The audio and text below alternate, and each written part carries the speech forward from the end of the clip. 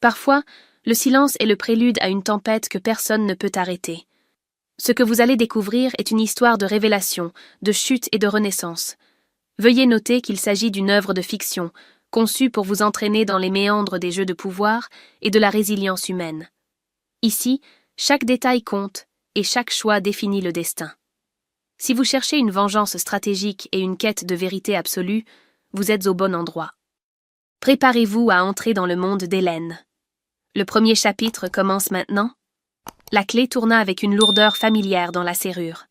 Pour Hélène, ce simple geste marquait chaque soir la fin d'une course effrénée contre le temps.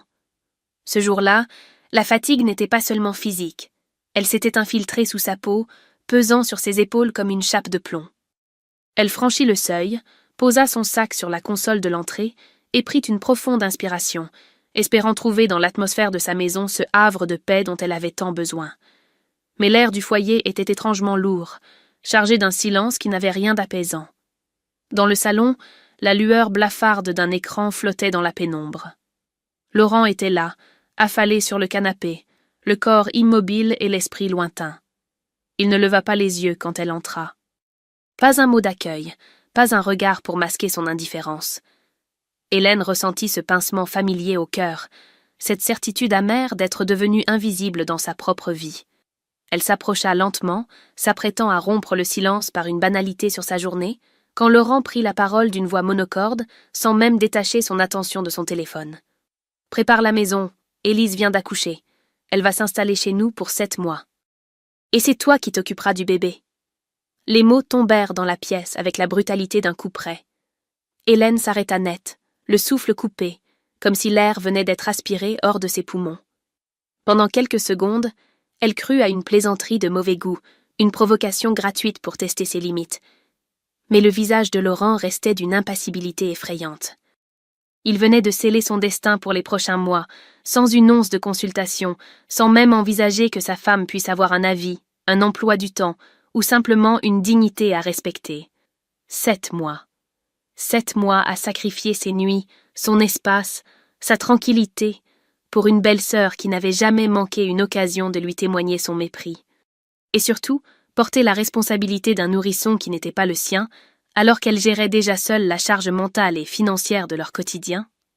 Le choc initial fit rapidement place à un sentiment de révolte viscérale. « Laurent, regarde-moi » dit-elle, sa voix tremblant légèrement malgré ses efforts pour paraître ferme. Laurent daigna enfin tourner la tête, un soupir d'agacement théâtral s'échappant de ses lèvres. « Tu ne peux pas décider une chose pareille tout seul. C'est notre maison, c'est ma vie aussi. J'ai un travail, des responsabilités. Comment peux-tu imaginer que je puisse m'occuper d'un nouveau-né à plein temps pendant plus d'un demi-an sans même m'en parler ?» La réponse de Laurent fut immédiate, teintée d'une condescendance insupportable. Il esquissa un sourire méprisant, le genre de sourire qui cherche à réduire l'autre à néant. « Arrête ton cinéma, Hélène, c'est ma sœur. Elle traverse une période difficile et elle a besoin d'aide. Toi, tu travailles souvent d'ici, tu as du temps.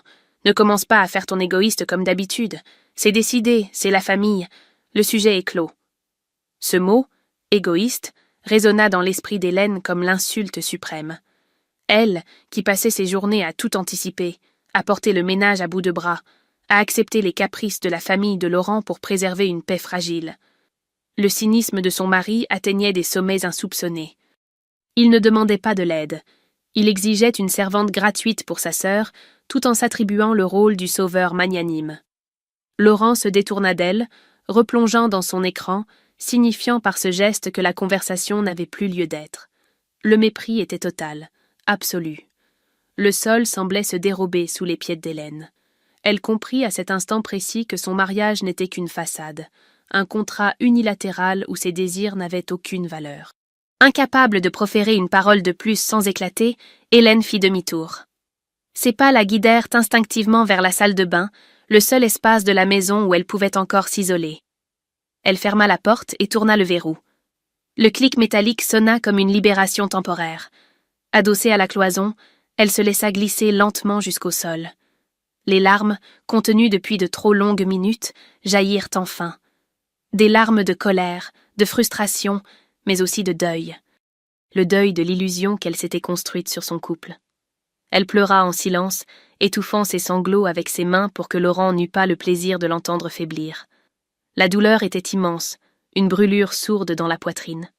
Elle se sentait piégée, acculée par l'ingratitude de ceux qu'elle avait tant soutenus. Le temps s'étira.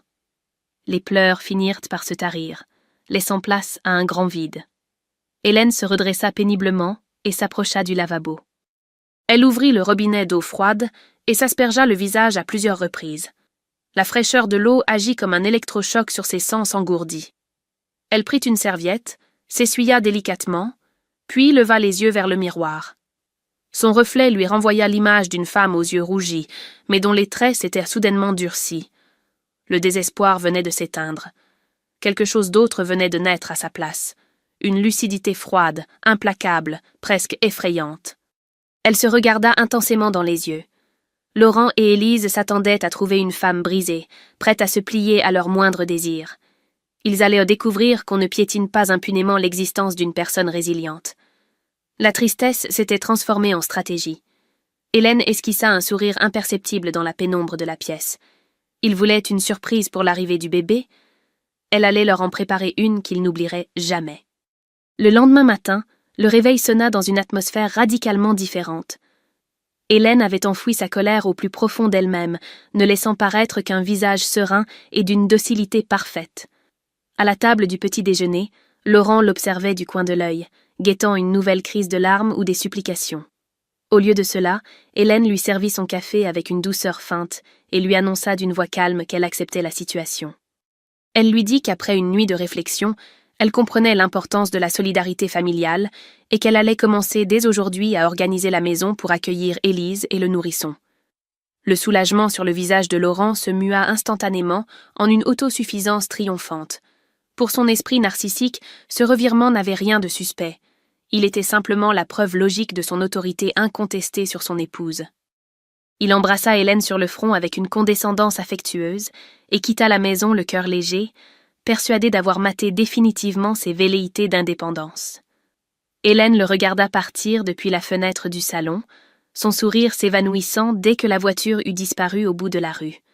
Le décor était planté, le jeu pouvait enfin commencer. Seule dans la maison silencieuse, Hélène commença son inspection. Elle n'avait pas l'intention de perdre son temps à trier du linge ou à vider des placards pour la venue d'Élise. Sa cible était tout autre. Elle se dirigea d'un pas ferme vers le bureau fermé à clé de Laurent, une pièce dont il lui interdisait habituellement l'accès sous prétexte de confidentialité professionnelle. Trouver la clé de rechange dissimulée dans le double fond d'un tiroir de la cuisine ne lui prit que quelques instants. Elle ouvrit la porte, s'installa devant le secrétaire en acajou et commença à fouiller les dossiers administratifs de son mari. C'est en ouvrant une pochette cartonnée, dissimulée derrière de vieux relevés de compte, qu'elle fit la découverte qui changea la nature de sa révolte. Ce n'était pas une simple maladresse de gestion familiale, mais une trahison financière majeure. Sous ses yeux se trouvait un contrat de prêt bancaire d'un montant astronomique, émis à son nom unique. En bas de la page, sa propre signature avait été imitée avec une précision effrayante. Laurent avait usurpé son identité pour contracter ce crédit colossal afin d'éponger les dettes de jeu et les faillites de sa sœur. Le plan de son mari était d'une perversité rare. En la chargeant de cette dette occulte tout en la poussant à sacrifier sa carrière pour s'occuper bénévolement du bébé, il s'assurait de sa dépendance financière absolue pour les années à venir. Le choc fut d'une violence inouïe, mais cette fois, aucune larme ne vint troubler la vue d'Hélène. La douleur se mua instantanément en une rage froide, lucide, mathématique. Laurent venait de franchir la ligne de non-retour. Il ne s'agissait plus seulement d'un mariage malheureux, mais d'une tentative de destruction sociale. Sans perdre une seconde en lamentations inutiles, Hélène utilisa son téléphone pour photographier chaque page du document compromettant, ainsi que les relevés prouvant le transfert immédiat des fonds vers le compte personnel d'Élise. Elle composa ensuite le numéro d'un avocat spécialisé, dont le nom circulait discrètement parmi ses collègues pour son efficacité redoutable. En quelques phrases concises et percutantes, sans fioritures juridiques fastidieuses, elle exposa les faits. L'avocat comprit immédiatement l'urgence de la situation et lui dicta sa feuille de route. Hélène rédigea dans la foulée un courriel officiel destiné au service des fraudes de sa banque y joignant les preuves de la falsification de sa signature et exigeant la révocation immédiate de toutes les procurations que Laurent possédait sur ses comptes. En l'espace de quelques heures à peine, et sans qu'aucun éclat de voix n'ait retenti dans la maison, les fondations de la sécurité de Laurent venèrent de s'effondrer à son insu. En fin d'après-midi, Hélène entendit le moteur de la voiture de son mari résonner dans l'allée. Elle replaça les documents à leur place exacte, reverrouilla la porte du bureau et retourna dans la cuisine pour simuler ses activités habituelles. Lorsque Laurent franchit le seuil, il découvrit une maison paisible et une épouse souriante en train de préparer le dîner. Il s'approcha d'elle, lui caressa la joue d'un geste protecteur, ravi de retrouver la femme soumise qu'il avait toujours pensé pouvoir contrôler. Hélène soutint son regard avec une sérénité parfaite, savourant le fait que l'homme en face d'elle n'avait absolument aucune idée du piège silencieux qui venait de se refermer sur lui. Les jours suivants s'écoulèrent dans un calme trompeur, une transition presque irréelle où chaque seconde était exploitée par Hélène avec une précision d'horloger. Laurent, entièrement absorbé par son rôle de patriarche magnanime, passait ses journées à l'hôpital auprès de sa sœur Élise, savourant par avance l'admiration de son entourage. Il ignorait que chaque minute d'absence était une porte ouverte pour sa propre chute. Hélène n'avait pas l'intention de fuir misérablement avec une simple valise. Elle allait reprendre tout ce qui lui appartenait, jusqu'au moindre centime, jusqu'au moindre souvenir. Profitant des longues plages horaires où la maison était déserte, elle orchestra un déménagement invisible. Les objets de valeur qu'elle avait achetés, ses vêtements de marque, ses papiers importants et les meubles qui lui venaient de sa propre famille, furent discrètement transférés dans un garde-meuble sécurisé dont elle seule possédait la clé. Pour combler les vides et maintenir l'illusion d'une maison habitée, elle réorganisa l'espace avec une habileté déroutante, déplaçant un fauteuil ici, un tableau là. Aux yeux d'un homme aussi inattentif que Laurent, le décor restait inchangé. Il ne voyait de sa maison que ce qu'il voulait bien en voir, un simple miroir de sa propre réussite. Le vendredi après-midi marqua le point de non-retour. Laurent était en route pour ramener Élise et le nouveau-né à la maison. Le piège était désormais amorcé. Les comptes bancaires de Laurent étaient gelés par la banque suite au signalement de fraude, et les serrures de la nouvelle résidence secrète d'Hélène étaient déjà posées. C'est à ce moment précis, alors qu'elle venait de charger les derniers cartons essentiels dans sa voiture, que son téléphone vibra sur le comptoir de la cuisine vide. C'était Laurent. Hélène laissa l'appareil sonner 3 fois avant de décrocher, affichant un calme impérial. « Hélène, on quitte l'hôpital dans 10 minutes », lança la voix de Laurent, parasité par les bruits du trafic. « Élise est fatiguée et le petit n'arrête pas de pleurer. J'espère que tout est prêt à la maison. »« Le dîner est chaud ? Je ne veux pas arriver et devoir m'occuper de l'intendance. Tu as bien préparé la chambre d'amis ?» Hélène jeta un regard circulaire sur la pièce. Le comptoir en quartz était immaculé, dénué de tout ustensile de cuisine. La maison résonnait déjà de ce vide caractéristique des lieux abandonnés. Un sourire presque imperceptible, d'une ironie mordante, dessina ses lèvres. « Tout est exactement là où cela doit être, Laurent, » répondit-elle d'une voix douce, d'une neutralité désarmante. « La maison est prête à vous recevoir, toi, ta sœur et ses choix. Vous allez trouver exactement ce que vous méritez. » À l'autre bout du fil, Laurent n'arriva pas à déceler le moindre sous-entendu. Sa propre vanité agissait comme un filtre absolu. « Parfait. Ne tarde pas à ouvrir quand on arrive. Je n'ai pas envie de chercher mes clés avec les bras chargés de bagages, » ordonna-t-il avant de raccrocher brusquement, sans attendre de réponse. Ce fut sa dernière erreur. Hélène posa le téléphone, prit son sac à main et s'approcha du grand miroir de l'entrée. Elle ne vit plus la femme fatiguée et invisible du début de la semaine. Ses yeux brillaient d'une force nouvelle, celle de la liberté retrouvée. Elle sortit de la maison, verrouilla la porte derrière elle pour la toute dernière fois et monta dans sa voiture. En démarrant, elle ressentit une immense vague de soulagement. Elle laissait derrière elle 4 ans d'un mariage toxique, mais elle ne partait pas vaincue. Elle partait en vainqueur.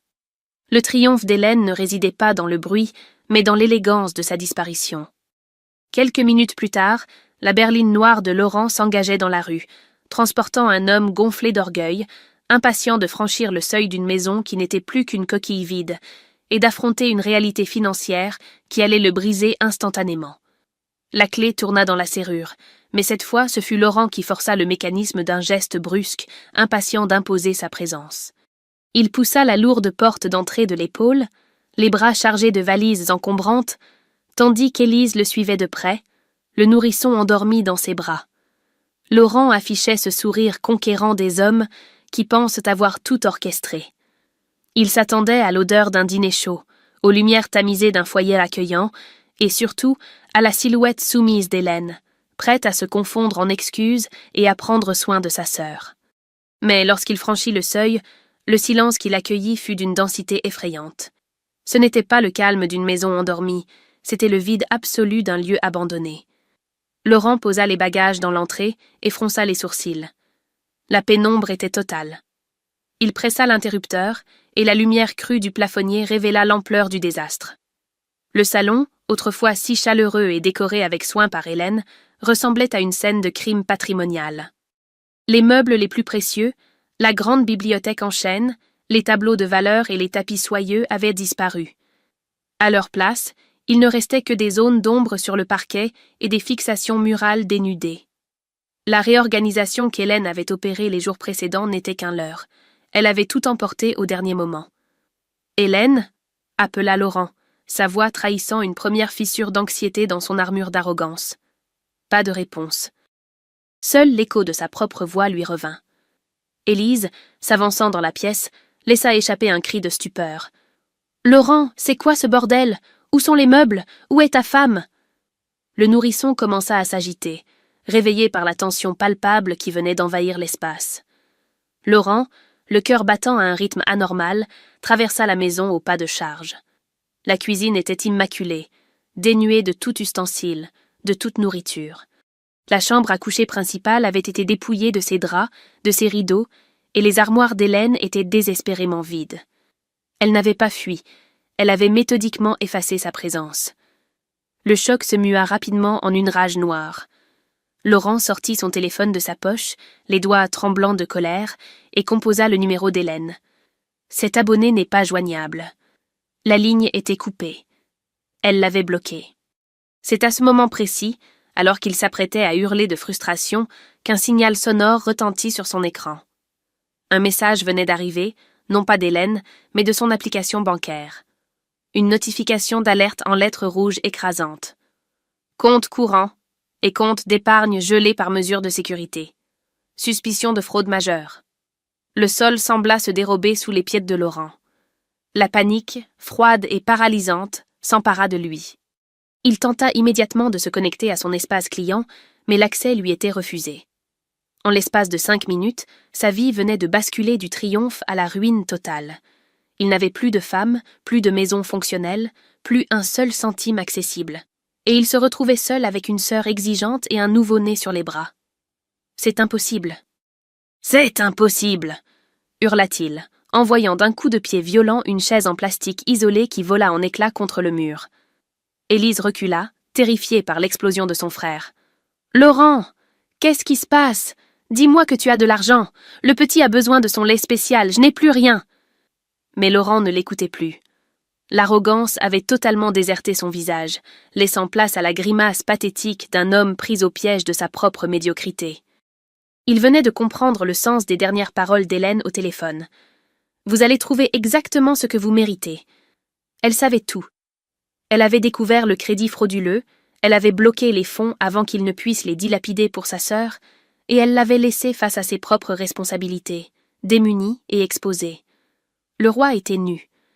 Et le public, installé confortablement derrière son écran, savourait chaque seconde de cette déchéance méritée.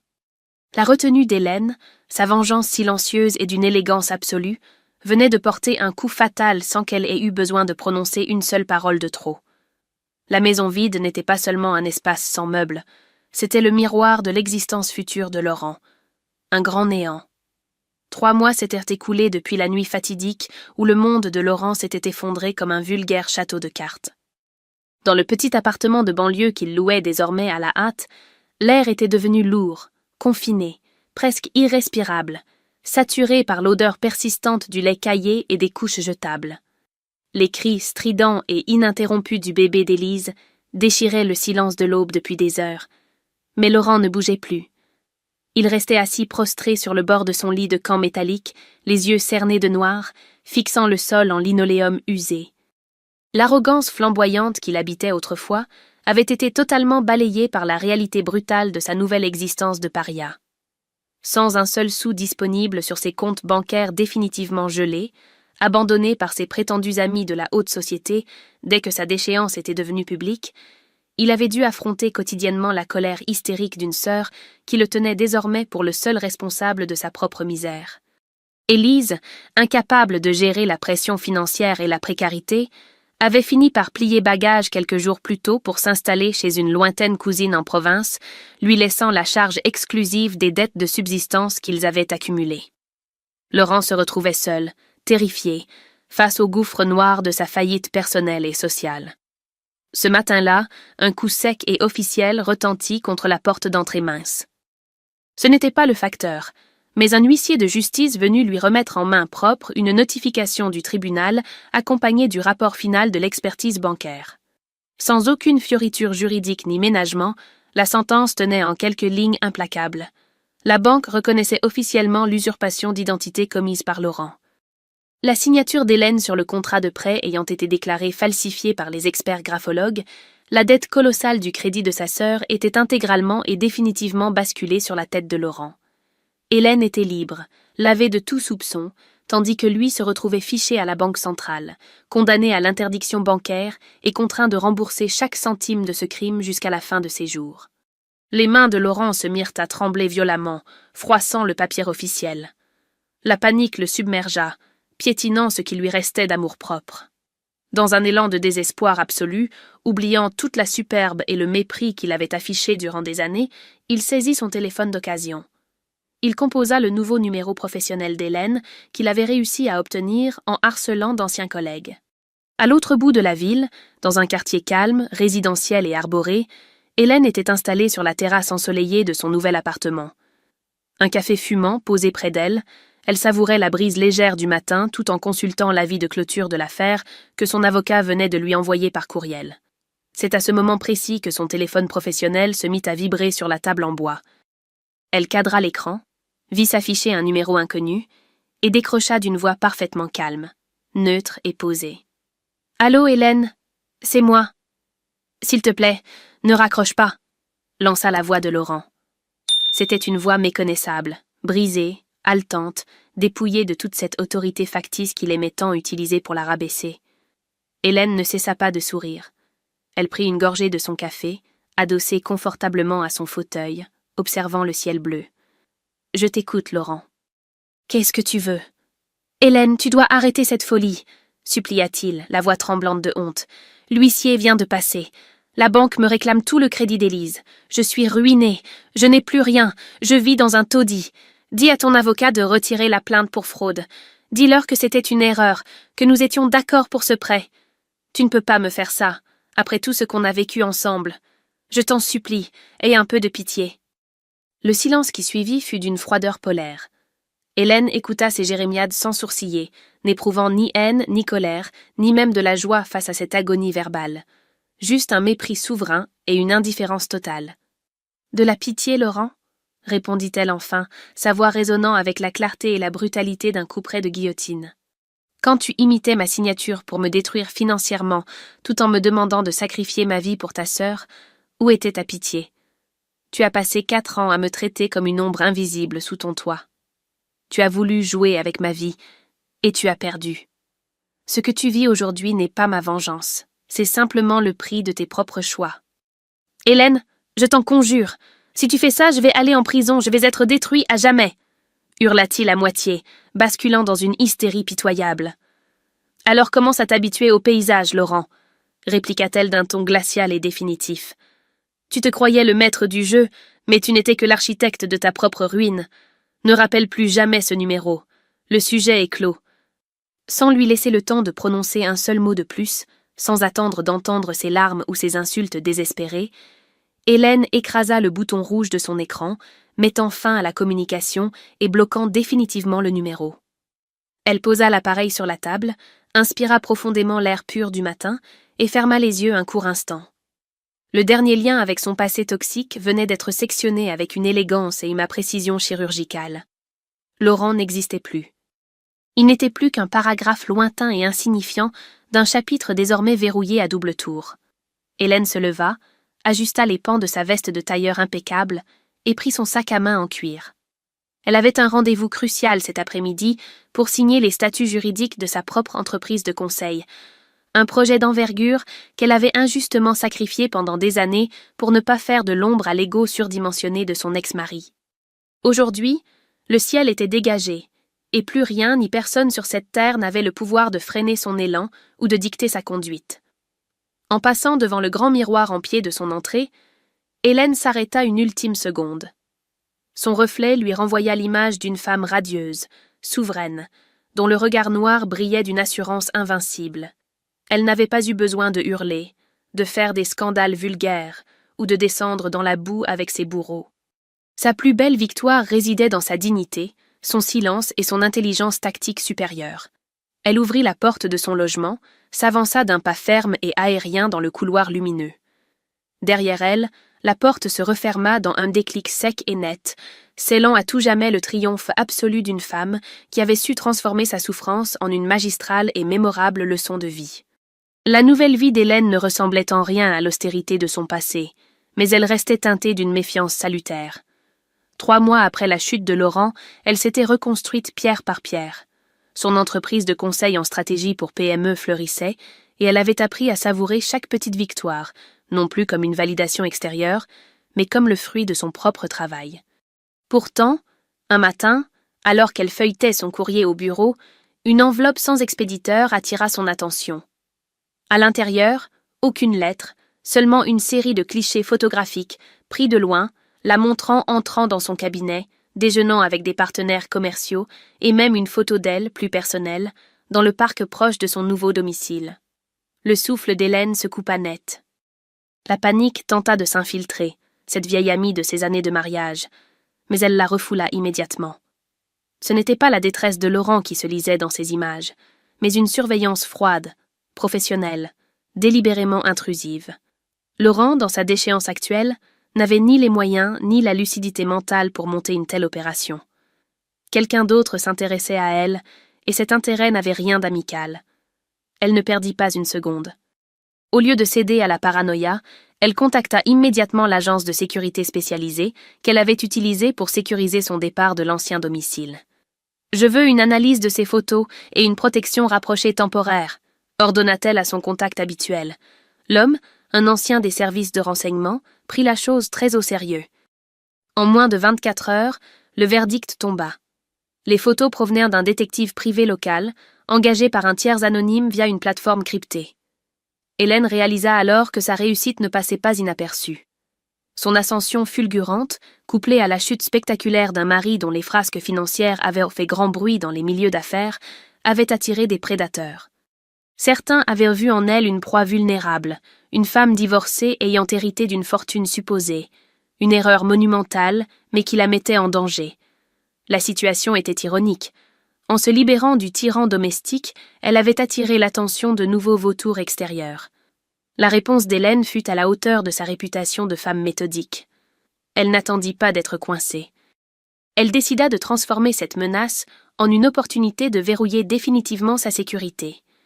Elle fit publier, via son avocat, une communication discrète mais ferme dans les revues juridiques spécialisées, rappelant son indépendance financière totale et l'absence de tout capital issu de son précédent mariage. Elle intensifia également ses mesures de sécurité numérique et physique, ne laissant plus rien au hasard. Quelques jours plus tard, alors qu'elle sortait d'une réunion tardive, un homme en costume sombre, l'air embarrassé, l'aborda sur le parking.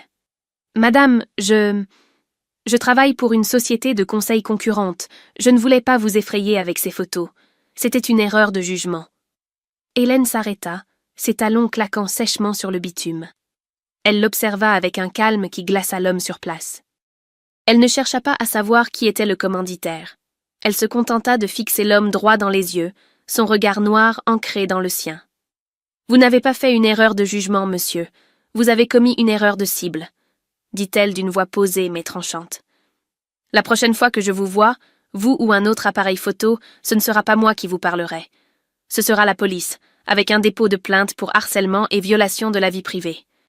Croyez-moi, ma patience a été épuisée par des experts bien plus dangereux que vous. Ne me testez pas. L'homme balbutia des excuses, incapable de soutenir sa présence. Hélène le laissa là, planté au milieu du parking, et monta dans sa voiture. Elle venait de marquer un nouveau territoire. Le danger ne venait plus de l'intérieur de sa maison, mais du monde extérieur, et elle venait de démontrer qu'elle n'avait rien perdu de sa combativité. Ce chapitre de sa vie, bien que teinté de menaces, était loin d'être une défaite. Au contraire, elle venait de franchir un nouveau palier. Elle n'était plus seulement une femme qui s'était échappée, elle était devenue une femme qui n'avait plus peur de rien, ni de personne. La chasseuse était devenue la proie, mais elle avait fini par apprendre à se défendre, et désormais, c'était elle qui dictait les règles du jeu, même dans l'ombre. Le calme qui s'était installé après l'incident du parking était trompeur, une sorte de respiration avant la tempête. Hélène avait consolidé ses défenses, mais elle savait, avec cette intuition devenue son sixième sens, qu'une menace plus insidieuse rôdait encore. Elle ne parlait plus de Laurent. Son nom avait disparu de ses pensées comme une tache d'encre sur un buvard, mais elle comprenait désormais que le monde des affaires, tout comme celui des relations personnelles, était peuplé de parasites qui ne toléraient pas l'émergence d'une femme indépendante et prospère. Un soir, alors qu'elle travaillait tard, la lumière de son écran reflétée dans les vitres sombres du bureau, elle reçut un appel anonyme. Elle hésita une seconde avant de décrocher, son doigt suspendu au-dessus du bouton vert. Elle répondit. Le silence à l'autre bout était lourd, saturé d'une tension électrique, comme si quelqu'un attendait qu'elle fasse le premier pas. Hélène, fidèle à sa nouvelle nature, ne dit rien. Elle attendit, les yeux rivés sur les graphiques financiers qu'elle était en train d'analyser. « Vous pensez avoir gagné, Hélène, n'est-ce pas ?» La voix était déformée, métallique, certainement passée par un logiciel de synthèse pour masquer l'identité de l'interlocuteur. Hélène ne sia pas. Elle nota le numéro, puis commença à enregistrer la conversation sur son appareil personnel, en glissant son téléphone dans le haut-parleur. « Je ne pense pas avoir gagné. Je sais que j'ai survécu. Ce qui est, en soi, une victoire monumentale comparée à votre petitesse. Qui êtes-vous ? Quelqu'un qui a tout perdu à cause de votre ego démesuré, répondit la voix avec une pointe d'acidité mal dissimulée. Vous avez ruiné Laurent. Il était le seul à pouvoir stabiliser certains projets. Votre petite vengeance a causé un effet domino que vous ne soupçonnez même pas. Vous croyez être une femme d'affaires, mais vous n'êtes qu'un pion qui a renversé l'échiquier. Un rire léger et méprisant échappa à Hélène. Elle comprit instantanément, ce n'était pas un ami de Laurent, c'était un associé occulte, l'un de ceux qui avaient investi dans les montages financiers frauduleux de son ex-mari. Laurent n'avait été que l'exécutant, le visage public de pratiques bien plus sombres, qui s'étendaient bien au-delà de leur vie de couple. En faisant éclater le scandale de la signature falsifiée, Hélène avait, par accident, ouvert une boîte de Pandore qu'elle n'avait jamais cherché à explorer. Elle venait de mettre à jour un réseau de blanchiment d'argent impliquant des personnalités influentes de la ville. « Si vous m'appelez pour me menacer, vous avez perdu votre temps », répliqua Hélène, sa voix devenant aussi froide qu'une lame de rasoir. « Je ne suis pas responsable de vos affaires bancales. Si vous avez investi dans les illusions de Laurent, c'est votre faillite, pas la mienne. Et si vous cherchez à m'intimider, sachez que je possède déjà les preuves de vos appels et que mon avocat, celui-là même qui a enterré Laurent, sera ravi de découvrir qui se cache derrière ce numéro. » La ligne resta silencieuse pendant quelques secondes, puis la communication fut coupée brutalement. Hélène posa son téléphone, le cœur battant un peu plus vite, mais non pas par peur, par excitation. Elle n'était plus la victime qui subissait, elle était le catalyseur. Elle venait de comprendre que sa libération était liée à une corruption plus vaste. Le danger n'était plus personnel, il était structurel. Elle ne perdit pas une minute. Elle envoya les enregistrements et les métadonnées de l'appel à son avocat, mais elle fit également quelque chose de plus audacieux. Elle contacta une journaliste d'investigation réputée pour son intégrité, spécialisée dans les crimes en col blanc. Si ces gens voulaient la jouer selon les règles de l'ombre, elle allait leur répondre en pleine lumière, avec la puissance de l'information.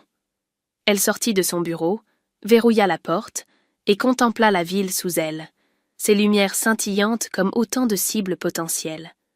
Elle savait que les prochains jours seraient dangereux, qu'elle serait observée, peut-être même menacée physiquement.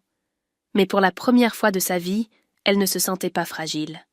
Elle avait le contrôle, non seulement de sa propre trajectoire, mais du destin de ceux qui avaient tenté de la broyer. Elle était devenue une force de la nature, une femme qui avait appris que, dans un monde corrompu, la vérité était l'arme la plus dévastatrice qui soit. La chasseuse ne s'était pas contentée de se défendre, elle venait de décider de traquer ses prédateurs à son tour. Le calme était revenu, une sérénité presque palpable qui enveloppait l'appartement d'Hélène comme un manteau de soie. Après les turbulences des derniers mois, elle avait enfin compris que la véritable victoire ne résidait pas dans la destruction de ses ennemis, mais dans la construction de son propre sanctuaire. Elle avait pris la décision consciente de laisser la journaliste d'investigation gérer le dossier du réseau occulte. Ce n'était plus sa bataille. Elle avait repris les rênes de sa vie, et pour la première fois, elle savourait chaque seconde de cette liberté retrouvée. Ce samedi matin, le soleil inondait son salon de ses rayons dorés, mettant en valeur les nouveaux choix décoratifs qu'elle avait opérés. Plus de meubles imposants et austères, mais une harmonie de bois clair, de plantes vertes et d'objets qui racontèrent sa propre histoire et non celle qu'on lui avait imposée. Elle s'installa dans son fauteuil préféré, une tasse de thé à la main, observant la ville qui s'éveillait doucement sous ses fenêtres. C'était un luxe qu'elle n'avait jamais osé s'accorder auparavant. Le droit de ne rien faire, de ne pas être en état d'alerte, de ne pas devoir rendre des comptes à une présence masculine dévorante. Elle se souvint, avec une pointe d'ironie amère, de la façon dont Laurent qualifiait ses goûts de futilité ou de dépenses inutiles.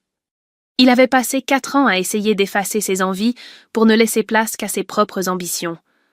Aujourd'hui, entourée par ce qu'elle aimait, elle réalisait l'ampleur de l'emprisonnement qu'elle avait subi. Elle ne se sentait ni triste, ni revancharde. Elle ressentait simplement une immense gratitude envers elle-même, envers cette partie d'elle qui, même dans les moments les plus sombres, n'avait jamais abandonné. La journée se déroula avec une douceur inhabituelle. Elle se rendit dans une petite librairie de quartier où elle passait des heures, feuilletant des ouvrages sur l'art et le design, des sujets qu'elle avait mis de côté pour se consacrer exclusivement à la carrière de son ex-mari. Il y avait dans ces rayons une forme de paix silencieuse qui la ressourçait. Elle finit par acheter 2 livres, s'offrant ce plaisir simple, presque enfantin. En sortant, elle croisa le regard d'une femme qui semblait perdue, scrutant son téléphone avec inquiétude. Hélène s'arrêta, non pas par devoir, mais par pure empathie. Elles discutèrent quelques instants, elle l'aida à trouver son chemin. Ce petit échange lui rappela qu'elle appartenait désormais au monde, un monde bienveillant et ouvert, et non plus à la cage dorée de Laurent. En fin d'après-midi, elle se rendit dans un salon de thé qu'elle convoitait depuis longtemps, une petite adresse cachée dans une ruelle pavée. Elle s'y installa seule, sans téléphone, sans ordinateur. Elle écouta le bruit de la vaisselle, le murmure des conversations environnantes, le chant lointain d'un musicien de rue. Elle était devenue sa propre meilleure compagnie. Cette solitude, autrefois redoutée car associée au vide laissé par Laurent, était devenue son plus grand atout. Elle était complète. Le soir venu, en rentrant chez elle, elle fit une halte devant le miroir de l'entrée, celui-là même qui l'avait vue douter, puis s'affirmer. Elle ne vit plus seulement la femme qui avait survécu à un mariage toxique, mais celle qui s'apprêtait à vivre, pleinement. Elle avait encore des défis à relever, des projets professionnels à mener, et peut-être, un jour, de nouvelles rencontres. Mais elle n'était plus pressée. Elle avait le temps, elle avait l'espace. Elle avait la certitude que, quoi qu'il arrive, elle saurait naviguer avec élégance. Elle fit glisser sa main sur son épaule, un geste d'autocompassion qu'elle n'avait jamais appris. Elle était enfin rentrée chez elle, pas dans un appartement, mais dans sa propre peau. Laurent n'était plus qu'une ombre s'effaçant dans le crépuscule. La vie, la vraie, commençait maintenant, non pas dans le bruit des batailles, mais dans le silence apaisant de l'accomplissement. Elle ferma les yeux un instant, écoutant le battement régulier de son propre cœur, un rythme libre, stable, le sien. 1 an avait passé. La ville, avec ses lumières scintillantes et son agitation incessante, semblait vibrer à l'unisson de la réussite d'Hélène. Ce soir-là, le prestigieux centre de congrès était baigné d'une lumière dorée, accueillant le gala annuel des entrepreneurs innovants. Hélène, rayonnante dans une robe d'un bleu nuit profond, dont la sobriété soulignait la force de sa présence, traversait le grand hall d'entrée. Elle ne marchait pas, elle dominait l'espace, non par arrogance, mais par une assurance acquise au prix d'un long voyage intérieur. Chaque pas sur le marbre froid résonnait comme une affirmation. Elle était là, Elle était entière, et elle était libre. Au cœur de la réception, une brume de murmures admiratifs l'accompagnait. Elle était devenue la figure de proue de cette nouvelle génération de dirigeants qui plaçaient l'intégrité au-dessus du profit immédiat. Alors qu'elle se dirigeait vers la tribune pour son discours de clôture, son regard balaya la salle, une habitude héritée de ses mois de vigilance. Dans un coin sombre, presque invisible derrière un pilier, un homme, le visage émacié, les vêtements trop larges, fixait la scène. C'était Laurent. Il était là, un intrus dans ce monde de lumière, un vestige d'une vie qui n'existait plus que dans les cauchemars qu'elle avait fini par oublier. Il l'observa un instant, cherchant sans doute un signe, une faille, un reste de l'Hélène d'autrefois. Mais ses yeux ne rencontrèrent rien. Hélène posa son regard sur lui pendant une fraction de seconde, un regard si parfaitement neutre, si totalement dénué de haine, de ressentiment ou même de mépris, qu'il fut plus destructeur que n'importe quelle insulte. Pour elle, il n'était plus qu'une ombre, une erreur de parcours, un chapitre déjà tourné et refermé depuis longtemps. Il détourna les yeux, écrasé par le poids de son propre effacement. Hélène monta sur l'estrade. Le silence se fit, absolu, respectueux. Elle ne lut pas son discours, elle le vécut. Elle parla de la résilience, non comme une souffrance, mais comme une alchimie capable de transformer le plomb de la douleur en l'or de l'identité. Elle ne mentionna jamais Laurent, ni les trahisons, ni la maison vide. Elle parla à ceux qui, comme elle, avaient un jour cru que leur valeur dépendait du regard d'un autre. La liberté n'est pas ce que l'on obtient en conquérant les autres, commença-t-elle, sa voix claire portant jusqu'au fond de la salle. Elle est ce que l'on récolte lorsqu'on cesse enfin de se perdre pour complaire à des fantômes. Le courage n'est pas l'absence de peur, c'est la capacité de se choisir soi-même quand tout le monde nous demande de s'effacer. Il y avait dans ces paroles une vérité si tranchante qu'elle suspendit le temps. Ce soir-là, beaucoup dans cette salle, des hommes et des femmes d'affaires endurcis, sentirent une émotion rare les traverser. Hélène était devenue le symbole de ce que chaque être humain aspire à être, un individu dont le centre de gravité est ancré en lui-même. En descendant de l'estrade, elle ne chercha pas les applaudissements, bien qu'ils fussent tonitruants. Elle chercha la sortie, vers la terrasse qui donnait sur la ville. Elle se retrouva seule, sous un ciel étoilé, loin de la chaleur étouffante du gala. Elle inspira profondément l'air frais de la nuit, sentant le calme infini de sa nouvelle vie. Son téléphone vibra dans son sac, une notification d'un projet humanitaire qu'elle parrainait désormais, une initiative pour aider les femmes à se reconstruire après des ruptures dévastatrices. Elle sourit, un sourire pur, dépouillé de toute amertume. Elle n'avait pas seulement survécu, elle avait transcendé son histoire. Elle s'approcha de la balustrade, dominant la métropole. Laurent avait essayé de la transformer en un objet, en une possession interchangeable. Il avait fini par faire d'elle ce qu'elle n'aurait jamais osé devenir sans le choc de cette déchéance, une femme qui n'appartient qu'à elle-même. Dans le reflet d'une vitre sombre de la terrasse, elle croisa son propre regard. Elle vit une femme dont la beauté n'était pas seulement dans les traits, mais dans la sérénité du regard, une profondeur acquise à force de vérité. La ville s'étendait devant elle, une infinité de possibles. Elle ne regarda pas en arrière.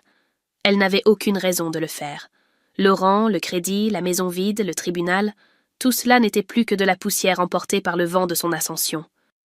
Elle fit pivoter son corps, tournant le dos à la salle de gala, et s'avança vers la porte de sortie, d'un pas lent, mesuré, impérial. Elle n'était plus une épouse, plus une victime, plus une stratégie de survie. Elle était Hélène, simplement et magnifiquement elle-même.